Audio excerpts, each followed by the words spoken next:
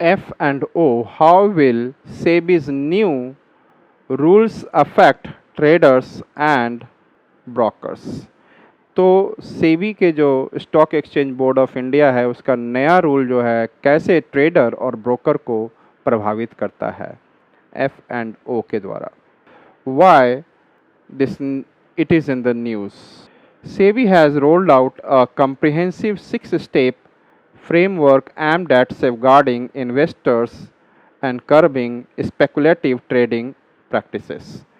तो सेबी ने 6 important steps लिए हैं जिससे कि इन्वेस्टर्स जो हैं उनको बचाया जा सके और जो trading practices wrong trading practices हो रहा है उसके ऊपर स्पेकुलेशन करके उनको रोका जा सके, कर्ब किया जा सके.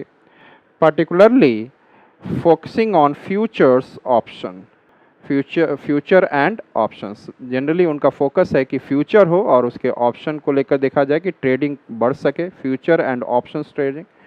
The major seek to reduce trading volumes. The measures, इनका मेजर्स जो है it they try to reduce trading volume on expiry days. और एक्सपायरी डेज पर जो ट्रेडिंग वॉल्यूम हो रहा है उसको रिड्यूस किया जाए. Yes, and restrict retail participation in the market. Market में रिटेल पार्टिसिपेशन को बढ़ाया जाए इन्वेस्टर्स का. What are the future and options? Futures serve as contracts allowing the purchase or sale of assets such as stocks, indices or commodities at a predetermined price on a future date. मतलब कि future ये कहता है कि कोई भी contract हो जिसमें आप सेल और परचेस कर रहे हैं फ्यूचर डेट को लेकर और उस कॉन्ट्रैक्ट को आपने कोई डिटरमिन्ड प्राइस पर ही रख कर किया हुआ है तो उसको हम लोग बोलेंगे future. Options provide the right but not the obligation to set a price before a specified date. Options आपको क्या प्रोवाइड करता है? एक आपको अधिकार देता है, it's gives a right to you but not the obligation. ये एक अधिकार है, आपके ऊपर ऑब्लिगेशन नहीं है कि आपको करना ही है. सो एक अधिकार है to set a price before a specified date. मतलब है किसी डेट से पहले फ्यूचर को लेकर आप करें या ना करें, आपके पास ऑप्शन है. SEBI 6 steps F&O framework effective from November 2024 to April 2025. In response to growing concerns regarding speculative trading, SEBI has outlined 6 critical measures to diminish retail interest in F&O trading. तो जो रिटेल ट्रेडिंग में जो कमी आ रही है क्योंकि लोग जो है फ्यूचर ट्रेडिंग को लेकर ज़्यादा कर रहे हैं, इसके लिए उसके कंसर्न्स के लिए सेबी ने 6 स्टेप्स दिए हैं. Upfront collection of options premium.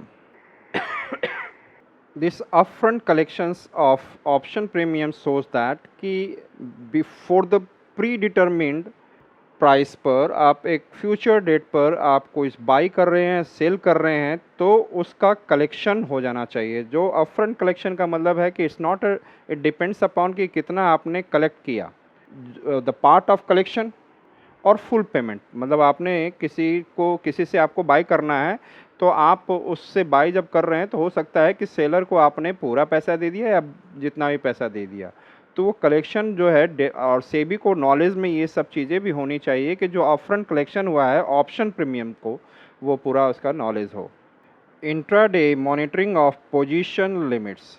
आपने देखेंगे कि हर डे, इंट्राडे का मतलब है कि एक दिन के अंदर आपको एक लिमिट दिया जाएगा कि इतना शेयर ही आप कॉन्ट्रैक्ट के द्वारा शेयर कर सकते हैं, ट्रेड कर सकते हैं, इतने. Intraday monitoring of position limits, तो उसके ऊपर भी मॉनिटरिंग करेंगे कि एक दिन में आपने जो शेयर आपको दिया गया इसकी लिमिट है, इसी लिमिट के अंदर में आप ट्रेड करेंगे. Elimination of calendar spread benefits on expiry days. जैसे कि आपने कुछ फ्यूचर एंड ऑप्शंस के थ्रू डिफरेंट एक्सपायरी डेट का आपने क्या ले लिया, शेयर लिया एंड प्री डिटरमिन्ड प्राइसेस पे ले लिया, और वो प्री डिटरमिन्ड प्राइसेस का डिफरेंट एक्सपायरी डेट है, हर अलग अलग शेयर का आपने लिया, लेकिन उसका एक सेम एक्सपायरी डेज में कन्वर्ट करना आपको क्या करना होगा, ये चीज़ एलिमिनेट करेगा। नहीं तो ऐसे स्पेकुलेटिव शेयर को लेकर, शेयर मार्केट को लेकर, स्पेकुलेशन को लेकर कहीं ना कहीं हैम्पर करेगा। फोर्थ पॉइंट सेबी कह रही है कि increased contract size for index derivatives. तो जो भी शेयर और कॉन्ट्रैक्ट्स जो डिफरेंट फाइनेंशियल इंस्ट्रूमेंट्स है जो कि स्टॉक एक्सचेंज पे लिस्टेड है, उनके कॉन्ट्रैक्ट साइज को बढ़ाने की बात कर रही है। Rationalisation of weekly index derivatives, मतलब है कि जो एक सप्ताह में जो डिफरेंट फाइनेंशियल इंस्ट्रूमेंट्स जो पर वीक, एक वीक में आए हैं, उसका रेशनलाइजेशन वीकली हो। उसकी जो ऑर्गेनाइजेशन है, उसकी जिस प्रकार से सुव्यवस्थित रूप से रखना है, तो वो करने की बात कर रहे हैं। Rationalisation of weekly index derivatives, जो भी आपका डिफरेंट स्टॉक एक्सचेंज में डिफरेंट फाइनेंशियल इंस्ट्रूमेंट्स हैं, एक वीकली बेसिस पर उसका रेशनलाइजेशन हो to one benchmark per exchange, और एक बेंचमार्क पर ही हर एक्सचेंज में किया जाए, स्टॉक एक्सचेंज में। And there should be enhancement of margin requirements, जो मार्जिन की चाहिए रिक्वायरमेंट्स, उसमें भी बढ़ावा किया जाए। किस चीज़ पे? On options expiry days. जो ऑप्शंस हैं कि आपको प्री डिटरमिन्ड प्राइसेस पे लेना है, उसके एक्सपायरी डेज को लेकर भी आपको मार्जिन किया जाए। तो enhancement of margin requirements on options expiry days. की changes for retail investors, upfront collection of options premium. Retail investors are now required to pay the full premium upfront, which limits their capacity to utilize high leverage in options trading. तो जो भी options trading में लगे हुए हैं और उनकी जो कलेक्शन होती है, प्रीमियम जो कलेक्शन होगा, ऑप्शन प्रीमियम पे जो कलेक्शन होता है, जैसे सेल करके जो बाई करके है, और retail investors are now required to pay, जो रिटेल इन्वेस्टर्स हैं जो इन्वेस्ट कर रहे हैं, उनको फुल प्रीमियम देना होगा और वो कनेक्शन उनको मिले, विच लिमिट्स देयर कैपेसिटी। जब उनको पूरा पैसा मिलेगा उन चीज़ का जो है फ्यूचर ट्रेडिंग को लेकर, तो which limits their capacity to utilise high leverage to option trading. जब उनको ज़्यादा मिल जाएगा तो उनकी लिमिटेशन पहुंचने लग जाएगी और लिमिट्स के बाद वो नहीं ट्रेड कर सकते हैं। इससे आपका क्या होगा, इसका मिस यूटिलाइजेशन ऑफ शेयर का नहीं होगा और रिटेल इन्वेस्टर्स और अच्छे से इसको बेनिफिट उठा सकते हैं। What is increased contract size? The minimum contract size for index derivatives has been raised to 15 lakhs। तो द मिनिमम कॉन्ट्रैक्ट साइज जो इंडेक्स डेरिवेटिव जितने भी फाइनेंशियल इंस्ट्रूमेंट्स है, उनको 15 लाख तक बढ़ा दिया गया है, विच increases the cost barrier for entry and reduces speculative retail participation, which increases, इसके वजह से जो cost barrier था एंट्री का, वो कहीं ना कहीं आपका इंक्रीज करता है। जो cost barrier था, which increases the cost barrier, जो और मतलब cost barrier बढ़ेगा एंड एंट्री के लिए, and reduces speculative retail participation, जो स्पेकुलेटिव फ्यूचर ट्रेडिंग को लेकर है, वो कहीं ना कहीं उसको रिड्यूस करेगा।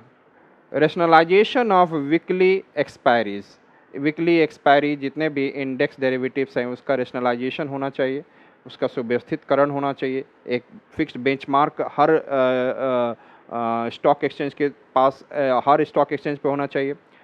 Only one benchmark index per exchange, one benchmark index per exchange will be allowed to have weekly expiries. मतलब एक बेंचमार्क ही एक स्टॉक एक्सचेंज पे होना चाहिए और उसका एक वीकली एक्सपायरीज होना चाहिए। Thereby reducing speculative trading opportunities, कहीं ना कहीं जो दिमाग में लगाकर फ्यूचर ट्रेडिंग को लेकर, स्पेकुलेटिव ट्रेडिंग को लेकर अपॉर्चुनिटी को कम करेगा।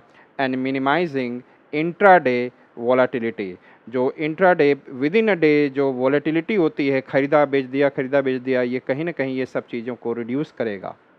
Removal of calendar spread benefits, जहाँ पर कैलेंडर स्प्रेड बेनिफिट्स की बात है, जो डिफरेंट एक्सपायरी डेज को क्या कर देते हैं, एक ही एक्सपायरी डेज में कन्वर्ट कर देते हैं, ये चीज़ें रिमूव होंगी। The removal of calendar spread benefits, the practice of calendar spreads will no longer be permitted on expiry days, which aims to discourage aggressive trading strategies. Its impact on brokers and revenue, 100% जो brokers होंगे और उनके revenue में कहीं ना कहीं कमी आएगी, और जो स्टॉक मार्केट है, स्टॉक एक्सचेंजेस हैं, उसमें लोगों का फेथ बढ़ेगा। Decline in trading volumes, brokers who depend on the retail participation may experience reduced trading volumes as a result of fewer participants entering the market and elevated entry barriers। तो अब इसके वजह से जो ब्रोकर्स होंगे जो retail participation पे depend करते हैं, उनको ये लगेगा कि ट्रेडिंग वॉल्यूम जो है लगभग कम होगा, एंड इसकी वजह से जो पार्टिसिपेंट्स जितने होंगे वो कम एंट्री लेंगे इस स्टॉक मार्केट में, एंड जो कि और उसके जो आपने देखा कि एक 15 लाख का बैरियर डाल दिया जाए, कुछ बैरियर बढ़ने से भी कमी आ जाएगी। Revenue drop in options trading, revenue drop in options trading, brokerage firms like Zerodha could face a potential 30 to 50% decrease in revenue due to diminished retail participation in option trading। Future trading में जैसे ही retail participation की कमी होगी इस 6 steps की वजह से, तो उसके वजह से 30 to 50% decrease in the revenue. Shift to equity trading, और इससे जो इक्विटी ट्रेडिंग की ओर लोग बढ़ेंगे, retail investors might redirect their focus towards equity trading and promoting brokers to modify their service offering accordingly। और इससे brokers अब equity trading की ओर ज़्यादा जाएंगे instead of options trading। Adaptation for brokers, brokers with a balanced portfolios of cash and derivatives, जिनके पास cash हो, financial instruments हो, may suffer less impact। मतलब brokers with a balance portfolio, जिनका balance portfolio है, जो कि ऑप्शन ट्रेडिंग को लेकर और रिटेल इन्वेस्टर्स को लेकर जो इक्विटी में हैं, उनके बीच में जो बैलेंस बना कर रख रहा है, उनको they will less suffer and less affected by this, while those heavily focused on derivatives will need to adjust their strategies। उनको अपने strategies को adjust करना पड़ेगा।